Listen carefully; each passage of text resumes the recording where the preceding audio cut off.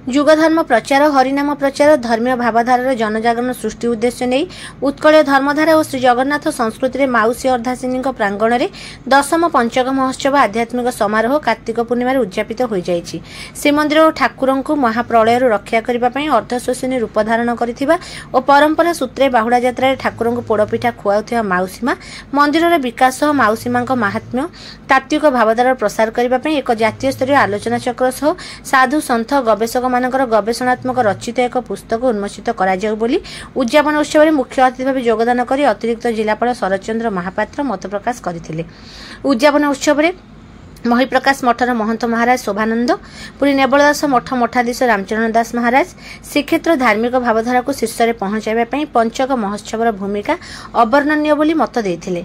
अन्य अतिथि भाव में पूर्वतन परिचालना कमिटी सदस्य माधवचंद्र महापात्र माउसी मां सह श्री जगन्नाथ संपर्क और आर उपरे श्रीमंदिर प्रशासन गुरुत्व देवा उपरे मत देथिले।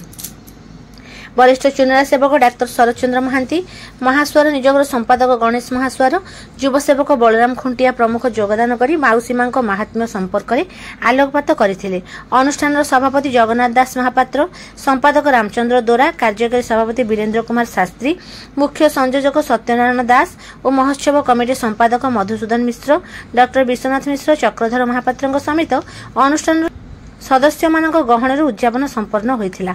अंतिम दिन में प्रशांति कला परिषद सागरिका महापात्र निर्देश में नृत्यशिल्पी मैंने नृत्य परिदर्शन करथिले। हरिनाम प्रवचक विपिन बिहारी मिश्र अनिता कल्चरल एकाडेमी पक्षर गीतिनाट्य सत्य अनुसाय प्रदर्शन करा जायतिला। फकीर मोहन सेनापति रचना श्रीमती समर्जनी पेटेंट मेडिसिन प्रदर्शन करा जायतिला। शेष में 4 दिन धरी महोत्सव को परिचालना करथिबा वरिष्ठ नाट्यकार भरत नायक को सम्मानित करा जायतिला।